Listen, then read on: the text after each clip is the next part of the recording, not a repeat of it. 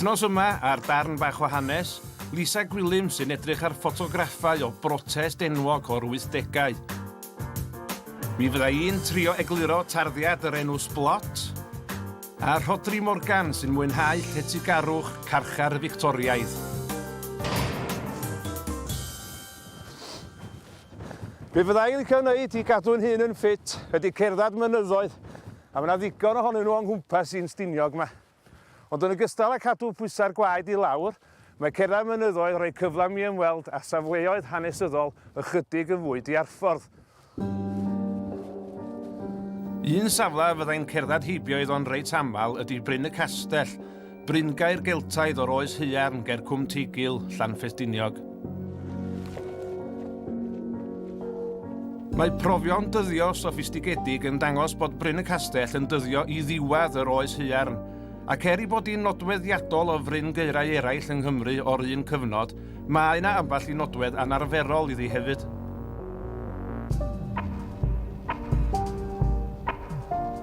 I ddechrau mae gennym ni olion 2 gwt crwn. Dwi'n camu fewn drwy lle oedd y drws yn fan hyn. Dyma nhw'r pist, lle oedd y pist oedd y drws yn sefyll. Mae'n anodd i weld o ar y funud, ond mi oedd y cwt yma'n fan hyn, mae'r cwt arall yn fan hyn. Dyma nhw olion sylfaen y wal. A be oedd yn gwneud y 2 gwt yma yn arbennig ydy mae hein oedd y rei cyntaf yn Eryri i gael ei ffindio wedi cael ei gwneud allan o styllod tenna o bren wedi cael ei clymu fe'i gilydd efo gwiail. Ond mae yna nodwedd arall arbennig a prin i'r bryngaer fach yma hefyd. A mae hwnnw draw ffordd hyn.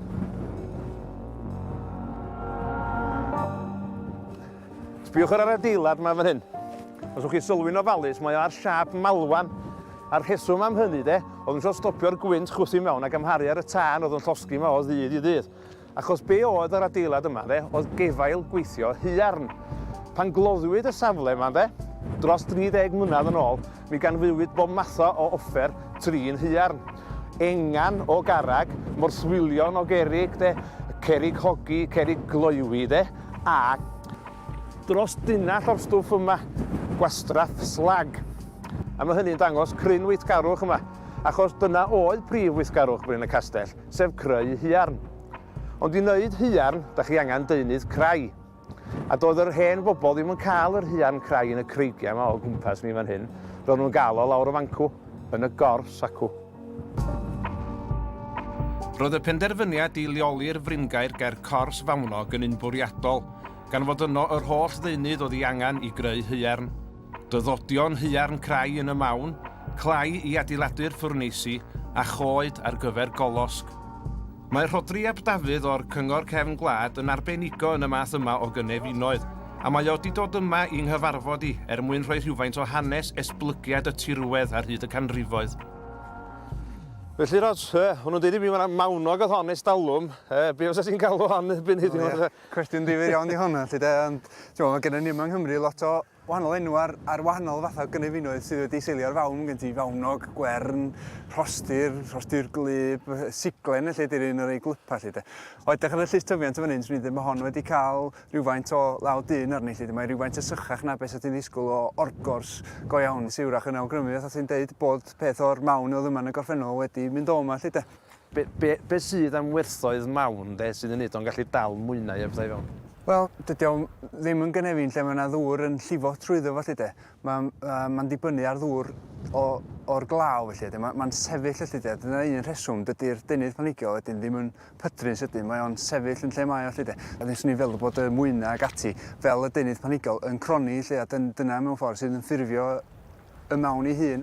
I greu kilogram o Haearn, mae angen 100 kilogram o olosg, ac i greu 100 kilogram o olosg, mae angen tunnall gyfan o goed. Wel, dwi'm yn gweld llawer o goed o gwmpas yma heddiw yma. Na, mae'n edrych yn reit llwm o ran coed yma heddiw, ynddi. Ond un o'r pethau difyr am fawn ydy ffordd da ni'n gallu edrych i mewn iddo fo ac edrych a gweld be oedd yn tyfu yng Nghymru, yn unrhyw gyfnod ers ers i'r iad i flanio diwedd yr oes iad eitha, ti'n bo? Sydd ar ôl hynny o gen ti'r cyfnod cyn boreal a'r cyfnod boreal, lle ddatha goed pîn i mewn i ryw dirlun oedd edrych dda ryw tyndra braidd, felly. Ond erbyn yr amser o ti'n sbio arno fo wan pan oedd y bryngaer yn hyn, felly. Mi oedden ni'n y cyfnod, be maen nhw'n galw'r cyfnod Atlantaidd, oedd wedi cynnesu rhywfaint, oedd wedi glyphau rhywfaint. Mi oedd gen ti goed wedyn, oedd y coed gwern a coed derw. So fysa fan hyn yn goed i gyd ers talwm, lle? Ar y cyfan, dwi'n meddwl bod y rhan fwyaf tilyn yng Nghymru i fyny ryw uchder arbennig ar ryw adag wedi cael rhywfaint o goed yn o'n sicr, de. Felly, yn anffodus, mae dyn wastad yn mynd i gael effaith ar ei gynefin di bod o'n ymeisu neu yn creu Haearn, fath nhw'n gwneud yn y bryngaer yma. Wel, sy'n ni fel, bod yna rei ni'n trio warchod o fel mae o wan, de. O, ie, siwr, ie. Diolch beth bod nhw'n gwneud yn y fyd y gwir, de. Mae eisiau chdi bach o balans, de. Os di'r bryngaer drawiadol yma wedi deffro rhyw awydd greddfol yn chi i ymweld â'r lle eich hun, mi fydd cyfarwyddiadau a chyfurnod grid y safle ar ein tudalen Facebook ni ar ôl y rhaglen.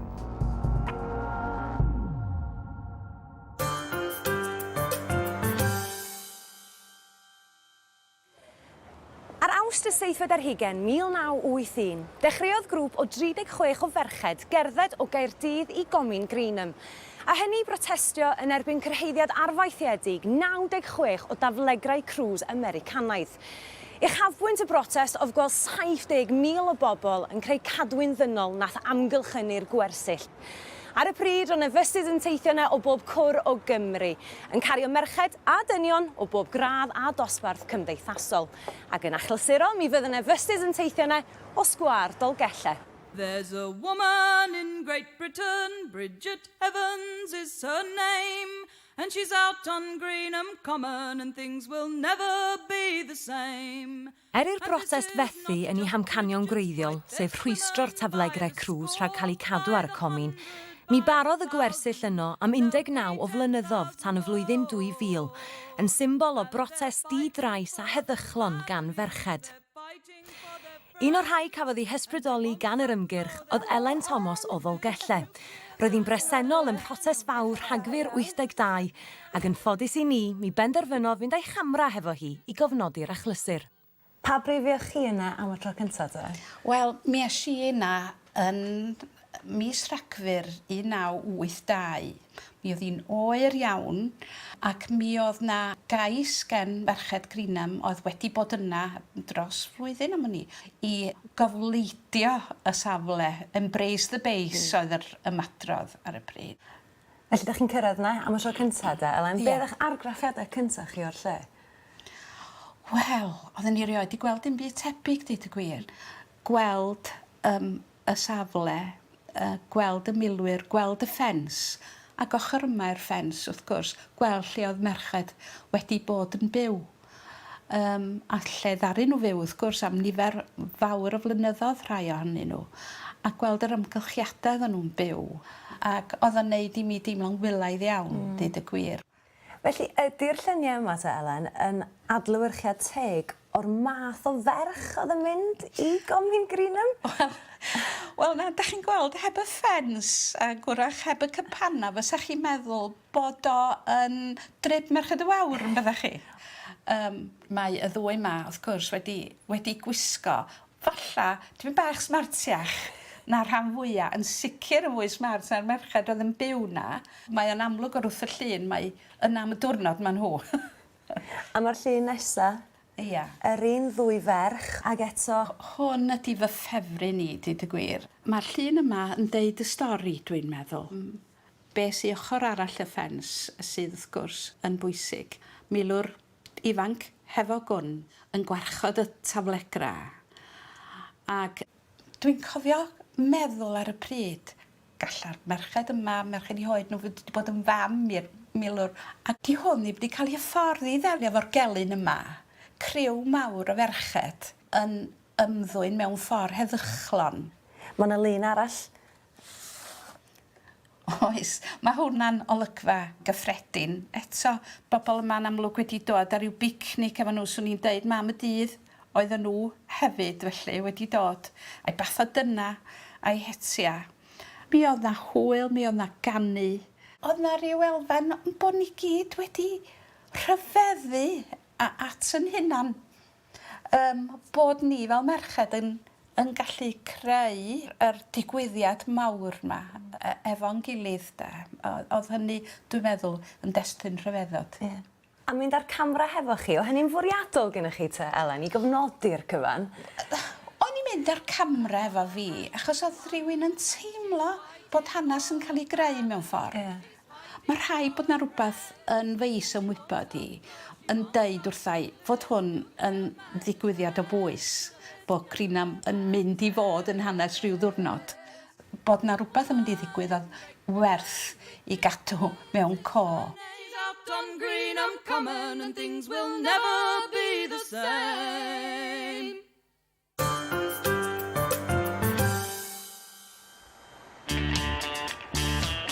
Roedd gen i gariad yn sblat, ei henw oedd lot, ei henw oedd lot.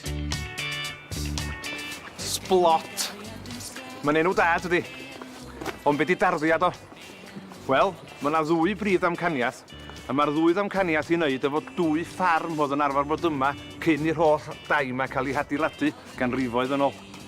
Sblot a pen gam oedd enw'r ddwy ffarm, ac yn ôl rhai, mae'r enw sblot yn tarddio o hen derm, hen Saesneg sy'n golygu spec, fatha tamad bach o dir amaethyddol.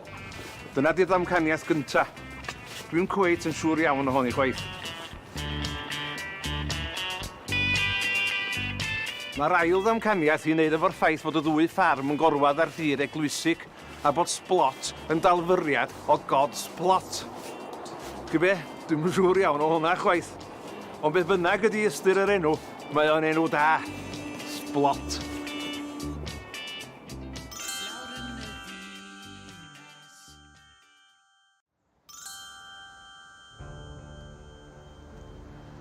Erbyn heddi, mae carchardau'n rhan anatod o'n system droseddol ni, rydyn ni gyd yn derbyn hynny, ond nid felly oedd hi'n arfer bod. Bod carcharu pobl yn mynd yn ôl yn bell iawn, mae'r carchar ei hun fel sefydliad yn rhywbeth cymharol ifanc. Tua 200 mlwydd oed, sy'n ddim o amser o ystyried fod pobl wedi camu oddi ar lwybr cyfiawnder ers cyn co. Cyn 1810, mi oedd ambell i garchar i'w cael mewn llefydd poblog, carchar Newgate yn Llundain enghraifft.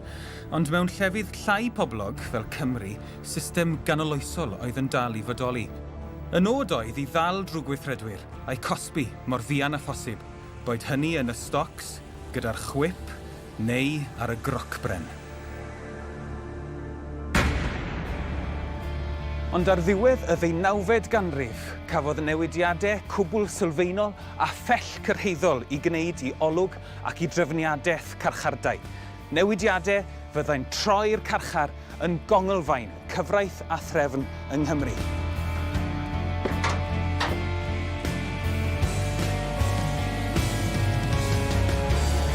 Ar dyn yma, John Howard, y diwygiwr a'r dyngarwr oedd yn gyfrifol am y newidiadau hynny. Ym 1774, perswadiodd Howard dir cyffredin i basio deddfau fyddai'n helpu i warchod carcharorion rhag wardeinied llwgwr ac amodau byw afiach. Ond, yn ogystal â diwygio arferion ac amodau byw carchardau'r cyfnod, arweiniodd y deddfau hyn at welliannau yng Nghyllyn a phensarniaeth yr adeiladau, gwelliannau a fyddai'n ymestyn ymhell i mewn i'r 4edd ganrif ar 15. Un carchar oedd i fanteisio o'r ddiwygiadau John Howard oedd carchar Rhuthun. Ym 1865 codwyd adau newydd. Modelwyd Rhuthun ar gynllun carchar Pentonville yn Llundain. Y datblygiad chwyldroadol yn Pentonville oedd mai celloedd unigol oedd pob un, wrth i'r awdurdodau gyflwyno'r system wahanu am y tro cyntaf. Roedd gofyn i'r carcharor Victoraidd fod yn gwbl dawel hefyd, gan y gwaherddidef rhag cyfathrebu a'i gyd garcharorion. I egluro rhagor am amodau carchar Rhuthun mae Margaret Barr, curadur presennol y carchar sydd nawr yn amgueddfa. Beth oedd nodweddion y system ddistawrwydd yma, Lly? Reit, wel, wedd rhaid cael adeilad digon fawr i gael y cell i bob un o'r carcharorion, ac dyna oedd y bwriad oedd i roi amser iddyn nhw eistedd yn y cell, wel, gweithio yn y cell hefyd, ac amser i meddwl am beth oedden nhw wedi gwneud. Felly'n llythrenol, gwahanu y carcharorion oddi wrth ei gilydd mewn stafelloedd sengl, ac oedd hynny'n rhan o'r gosb? Oedd, ond hefyd oedd yr awdurdodau yn meddwl fasa hwn hefyd yn helpu i'r carcharorion wella. Be felly oedd diwrnod cyffredin i'r carcharor Fictoraidd? Wel, fe oedd o yn y gell trwy'r dydd, dim ond allan am awr i ymarfer yn y buarth. Ac tra oedden nhw'n ymarfer, oedden nhw'n cerdded o gwmpas yn gafal ar rhaff ac yn gwisgo het fel hyn. A dyma'r het? Scotch cap. Good, y Scotch cap, ie. Ia, ac fel ydych chi'n gweld, oedd o'n methu siarad â neb pan oedd o'n gwisgo y cap yma. Felly, oedd y system distawrwydd yn dal ymlaen. Dwi'n amau'n grif bod hi'n dechrau edrych yn well, ond yn sicr dwi'n siŵr y fydde fe'n helpu lles meddyliol. Ydy yn rhywbeth oedd yn effeithiol o ran y system ddistawrwydd yma? Ar nhw dal ymlaen hefo'r system am hanner ganrif, ond erbyn diwedd y ganrif, oedden nhw wedi penderfynu bod o ddim yn gweithio. Beth am y bwyd mewn carchar ar y pryd? Wel, bwyd ofnadwy. Os oeddech chi i mewn am wythnos, categori 1, dim ond grwal a bara fasa chi'n gael. Ond categori 2, rhwng wythnos a fis, oeddech chi'n gael tatws hefyd. Ond i gael cig, oedd rhaid i chi bod i mewn am mwy na fis. Oedd rhaid bod yn ddrwg iawn felly i heiddi cig? Ia, dyna fo. Mae hynna'n ffordd ddiddorol o edrych arni. Na, ond lles tymor hir y carcharor oedd yr angen i roi diet gwell. O, dyna fo, oedden nhw isio canolbwyntio ar cydbwysedd rhwng cadw yr carcharwyr yn iach, ond ar yr un amser, dyn nhw ddim isio'r bwyd bod mor flasus i bobl isio dod i mewn i'r carchar.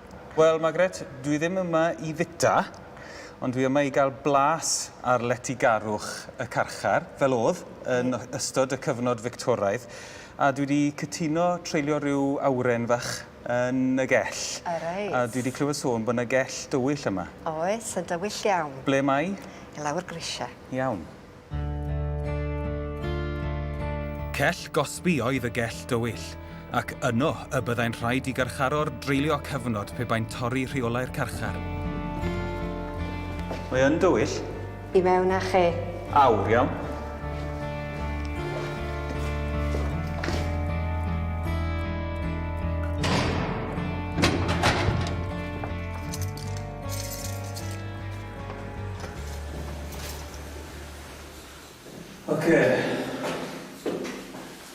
Dyma ni de.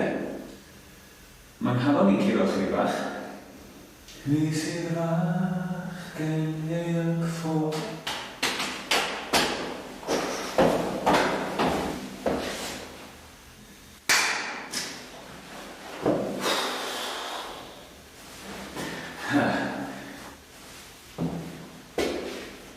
Reit. Siawns bod yr awr ar ben bellach. Oce, ni'n barod i ddod mas nawr? Margaret?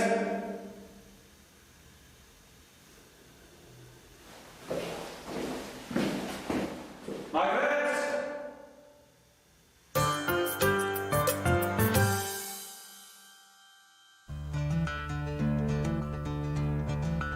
Dafydd Whiteside Thomas di fenw i. Dwi'n gweithio'n rhan amser yn yr Archifdyn Caernarfon ac ers 10 mlynedd ar hugain yn sgwennu colofn hanes lleol i'r papur bro Ecor Wyddfa. Heddiw, rydyn ni fyny yma ar Ros y Marchlyn, lle buodd ffrau anghyffredin iawn 200 mlynedd yn ôl. Roedd hi'n hen arferiad o gerdded terfyna y plwyfi mwyn iddyn nhw gofio lle roedd y terfyn. Ac fe fyddai na garneddu o gerrig yma ac acw ar hyd y gweindir anial yma i farcio y terfyna. Mi oedd Llan i lawr ar y chwith o fan hyn, a roedd y plwyfolion yn cerdded i fyny, ac fe fyddai plwyfolion Llandegau yn gwneud yr un peth. Ac roedd yn eitha cytun ar y cerrig a'r meini a'r carneddi yma, nes cyrraedd i fyny i'r fan arbennig yma ar ros y Marchlin, sef troad y dŵr neu rhaniad y dŵr. Ac yn fan hyn, roedd yna garreg arbennig iawn oedd yn cael ei galw yn garreg esgob, neu garreg hetar, a mod i siap yn debyg iawn i Hen Haearn smwfio. Dyma flaen yr hetar yma'n hyn, ac felly roedd y dŵr yn cael ei holli i'r chwith, i Llandeiniolen, i'r dde, trwy'r darn sych sy'n bodoli'r ben heddiw yma, i gyfeiriad Llandegau. Ac felly yn bwydo dwy felin ddŵr hollol wahanol i'w gilydd. Hyd nes 1820, fe ddaeth melinydd y felin hen ac achos yn erbyn melinydd felin pentir i fod o'n dwyn dŵr. I honiad oedd fod plwyfolion Llandeiniolen wedi troi i garreg hetar fel bod mwy o ddŵr yn llifo i ochr Llandeiniolen nag i ochr Llandegau. Ond yn y bon, dwi'n credu, mae Arglwydd Penrhyn, castell tu cefn mi, oedd adeg hynny yn datblygu'r chwaral ac roedd o angen dŵr i'r chwaral. Ond nid yn unig ath hi'n ffrau, mi ath hi'n achos llys, felly mi oedd y Penrhyn wedi ariannu melinydd felin hen i ddod ar achos ymlaen. Mi alwyd 35 o dystion o blaid plwyfolion Llandegau. Y penderfyniad yn y diwedd oedd wrth gwrs fod rhaid i'r garreg hetar holli'r dŵr union yn ei hanner. A flwyddyn ar ôl yr achos llys, fe ddoeth rhyw ddyn o'r enw Mr Baxter i fyny i fan hyn a'r plwyfolion i ail osod y garreg yma yn ei lle. Ac mi benderfynodd yr Arglwydd Penrhyn ar ei gost ei hun i godi clawdd terfyn o'r garreg i fyny dros y Marchlin yr holl ffordd i fyny i'r llyn. Ond mi anghofiwyd y cyfan am y garreg hetar, a dim ond yn ddiweddar iawn, rydyn ni ddim wedi darganfod i lleoli ati yn swatio dan wal gerrig fan hyn bellach.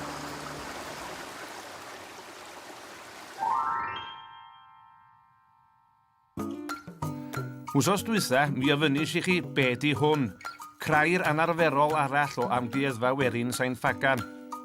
Diogyn ydy'r ateb, sef ffrâm bren oedd yn cael ei ddefnyddio i sychu bara ceirch o flaen y tân. Mae'r diogyn yma i weld y mwthyn Llaenfadyn yn Sain Ffagan, oedd unwaith yn gartref i chwarelwr ym Mhentra Rhostryfan, ger Caernarfon. A'r wythnos yma, mae gennym ni'r teclyn yma. Be ydi o? Wel, mae o'n agor y cae fatha siswn, mae di wneud o ddur, a mae yna gortyn rownd lle da chi roed eich bysydd i mewn yn fan hyn, efallai i arbad chi rhag llosgu'ch bysydd. Fel arfer, gyrwch eich atebiau mewn i Facebook, a mi gwch chi'r ateb cywir gynnau wythnos nesa.